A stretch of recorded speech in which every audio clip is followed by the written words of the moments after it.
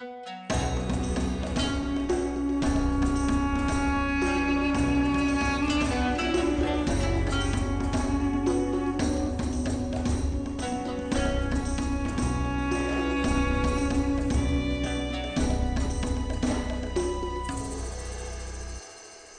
gamers, this is Liz Davidson from Beyond Solitaire, and today I want to give you a quick tutorial for how to play the 20 strong Solar Sentinel set from Chip Theory Games. So I will say I almost completely slept on 20 strong. I never backed it, didn't think much of it until I played a demo and then realized, oh wait, this is actually a really cool set. So Chip Theory actually finally made a tiny game that only has one chip in it.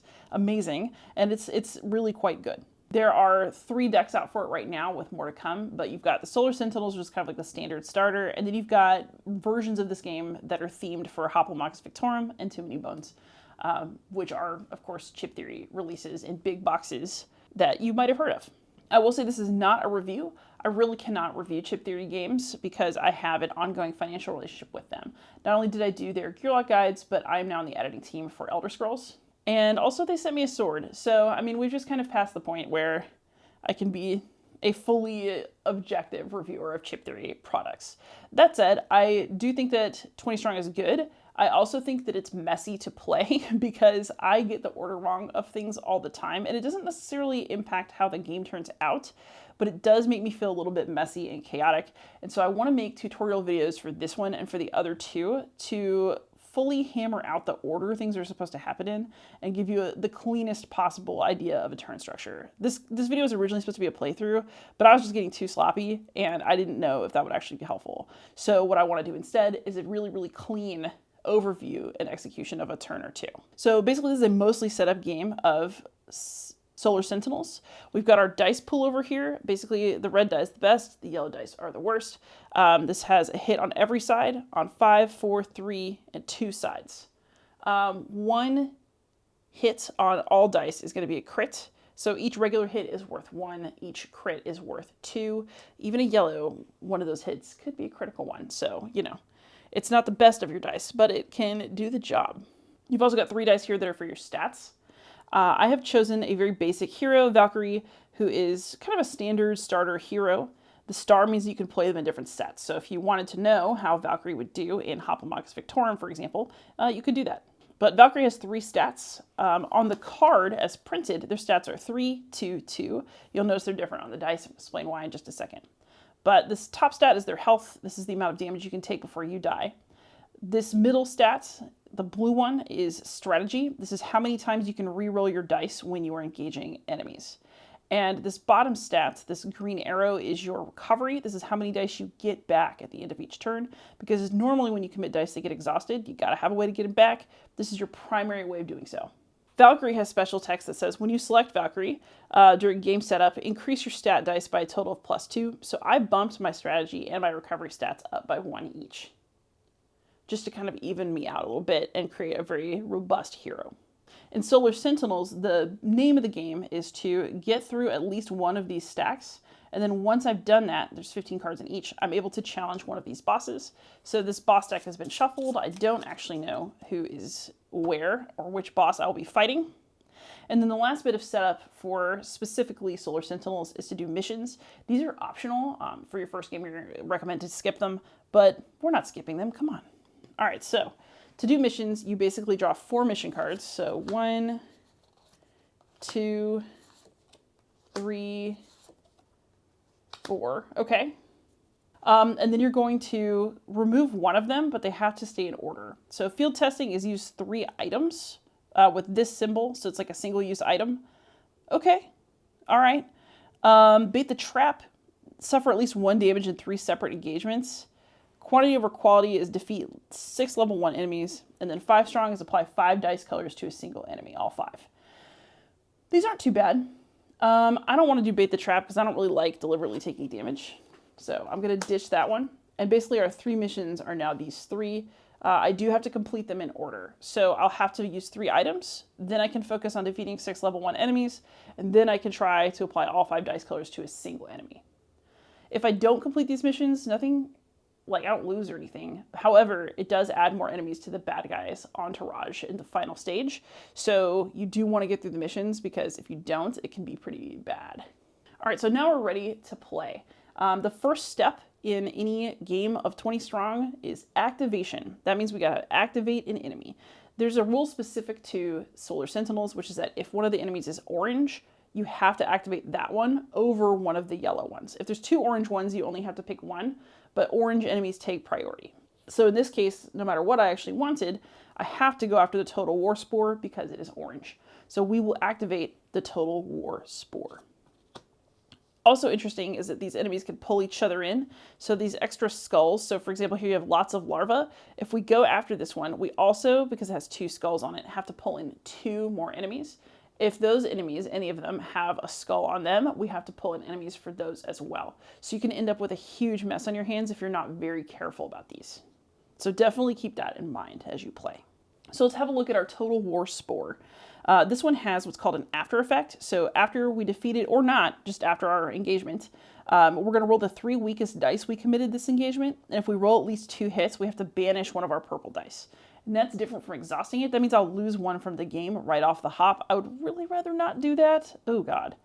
This thing also has an ongoing reward, which is a bit of a mixed bag. So Scorched Moon Policy. It's ongoing, that little infinity symbol. I have to tick my recovery stat down by 1 when I gain it and go from 3 to 2.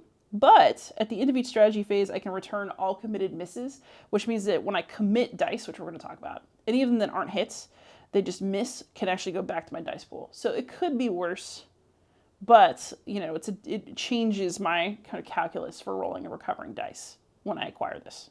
So that's activation. You have to do orange and you have to resolve skulls. So we just did our orange one. Now we're on to the engagement phase. So engagement has 2 parts. There's the strategy phase, which is where I roll dice, and then there's resolve, which is where I have to deal with whatever happened during all of that. Okay, so the first thing I need to do for the strategy phase is commit dice. Once you commit dice from this pool, they are getting exhausted unless you have a special ability that says otherwise. You can't just be like, oh, let me put them back in the pool. Once I commit, I'm committed. So you can commit as many of these dice as you want, but don't forget you're going to have this pool to work with in your next conflict as well. So you don't necessarily want to like go too crazy with the dice. I do know that Total War Spore will kill me if it hits me, so I absolutely need to roll enough hits to make sure that doesn't happen. And I also need to get 5 hits in on it for it to die. All right, so as I think about committing dice, I have to be careful. This thing can kill me, so I absolutely have to get it. I must. It has 5 health. I have to do 5 damage to it. But also, it's going to make me roll the 3 weakest dice I committed this engagement. Oh, God. All right, so let's commit 3 weak dice. Let's do 2 yellows and a green. I need to get to 5 hits, so let's say that we're going to do... Let's do a purple and a red, my stronger ones, just to kind of see what we get. And let's say that that's our first strategy phase. So I get to commit and roll dice 3 times because that's my current strategy. So this is strategy number 1. All right, so let's roll these dice and see what happens. Okay, this was not a beautiful roll. Okay, so once you have rolled dice during your strategy phase, you can choose which dice to apply and which dice to reroll. So you have to reroll everything you don't apply. So I'm going to take this one and definitely apply it because it's a crit. It's 2 out of 5. This isn't great, but I'm not going to commit any more dice. I have 2 more strategy phases to go. So let's use the second one up to just reroll these dice. So these were unapplied. This one was applied. So when people use that language in the rules, that is what they're talking about. Okay. Still not ideal, but we're at 4 now because that's another crit. So we're going to apply that one. And you know, we're just going to take these 3 and we're going to reroll them and hope for the best. Okay, that actually went awesome. So we'll just apply that for overkill. And then we didn't technically apply these, although one rule I do want to talk about is that. So with all of this damage, this enemy is defeated because that's 6 damage for a 5 damage enemy. But you are allowed to apply dice to enemies that have already been defeated. So if you have, for example, 5 strong, where you have to apply all 5 die colors to a single enemy, you can do that even if that enemy's already been defeated. You can stick more damage on there to do things like fulfill a mission. So you're welcome to continue applying damage to things that are already dead.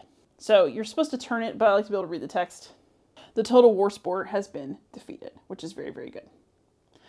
If Total War Spore had an instant reward, which is this thing with a lightning bolt, so let's find a regular looking one. This is just a tutorial, I'm not ruining anything. All right, so for example, this Drone Alone card has what's called an instant reward. When you defeat an enemy, you get this the moment that you defeat them, even if there's other enemies still out there. You know, the timing is that upon defeat, when you're applying hits, you get that reward. The other rewards come a little bit later in the turn. So that has been an entire strategy phase. Now we're going to do resolve. So when you resolve, the first thing that you would do is suffer damage, but we defeated this one, so we don't suffer any damage. If a card is undefeated, it will damage you. If it exceeds your health stat, you will die and you lose the game. Then we have to do after effects. So this right here with the 2 arrows, this is an after effect. We have to roll the 3 weakest dice committed this engagement, and if I roll at least 2 hits, I have to banish a purple. So these were my 3 weakest dice. Roll bad. Oh, thank God we rolled really bad. Okay, so I do not have to banish a purple die, but we resolve the after effect. Then we're going to exhaust our dice. So these were the dice that we committed for this engagement. They go in the exhausted pool. They're gone right now. Then we get to recover dice. So my recovery stat is currently 3 because I haven't acquired this reward yet. It's going to drop, but not yet. So I can recover 3 of these dice. I'm going to recover the 3 best ones. We're going to take the red back, the purple back, and the green. They're going to go back in the pool. So that's what that recovery stat is good for, and you definitely love it. You want to get that red die back all the time. And then we're going to do gain item rewards. That comes next. So we're going to gain this item reward. So when gained, this drops to 2. So I've lost a little bit of my stat, but I can get it back later off of a different reward, no doubt. And then at the end of the strategy phase, I can return all committed misses. So that means that when I have committed dice that never hit, they go back in the pool. So that could be all right, actually. We can make this work. And then we're going to do cleanup. So this we took as a reward, but if we didn't, we would discard it. And the other thing to note is that you discard both defeated and undefeated enemy cards. So if this guy had been down here too, and we didn't beat it, and it hit us, and we just took the damage from it, this would be discarded, and it would go away. So there's some strategy in letting things that you don't like, but that you can survive, hit you, and not bothering to commit dice to them. Then there's also a special aspect of cleanup for this particular rendition of the game, which is that you have to have dwindling stacks. So in addition to the cleanup we did after our engagement phase, we have to discard 1 card of our choice from the top of these stacks. So I don't like lots of larvae because I don't want to have to pull 2 enemies. So we're going to dump this one. Oh, but of course we get a hurdle, which just has 1 enemy added to it. So yay. So that is a full turn of the 20 strong Solar Sentinels version of this game. Let's go ahead and play one more so you can see it in action. So now we're going to go back to activation. We'll grab these wild spore seeds.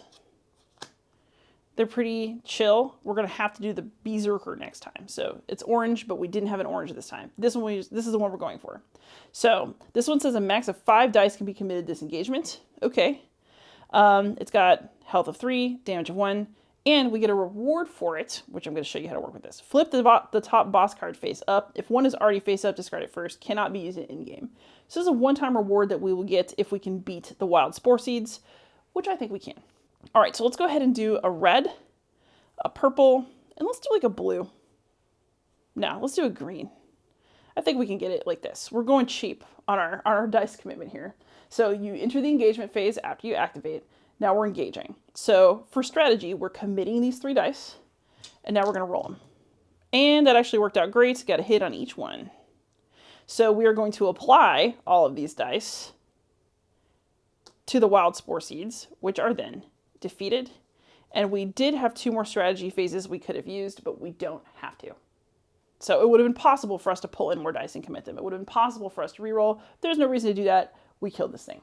So there are no instants for us to gain. So now we're going to do resolve. So resolve would mean that we would suffer damage, except that we don't because we killed it. Yes. Then do we have any after effects? We do not. We are going to exhaust our dice. We're going to recover dice. Our current recovery is 2, so let's pull the red and the purple back. Not too bad. We are going to gain item rewards, which means that we can get this as a one-time use. I'm going to go ahead and use it now because I have a mission that's telling me to use 3 items. So let's flip the top boss card face up. Ooh, this is mean. The Alpha Beast Hits can only be applied to enemies if all unapplied dice are hits. Ooh. So we use this reward. This is going to get discarded. And we're going to use this chip to track that we did 1 reward towards completing this mission. And then once we use 3, we'll flip it over and move on to focusing on that one. And then cleanup, we discarded our conflict cards, and then we have to remove 1 more from the top of one of these stacks. We are not going to remove the Berserker because we can't. It's orange, it's requirement, we must confront it. But then we have to think about, okay, which of these 2 is better? I think maybe we just do Spore Seed Tempest. We get rid of the hurdle. Okay, so that cleanup is done. We would start another round. So just to complete the tutorial, let's say that we've gotten all the way to the end. We've discarded an entirety of one of these stacks. That leaves us able to challenge the boss. So let's say that we've done 2 missions and we didn't do the 3rd one and we've cleaned out one of the stacks. Once you've cleaned out 1 stack, you are eligible to challenge the boss. So you try to get yourself, once they're all empty, then you have to challenge the boss. So, you know, it's unavoidable eventually, but you can kind of choose your timing. Like if you're looking real strong going in, then it's boss time. So I'm going to talk you through how to set up the end game so that you know how to do it when you get there.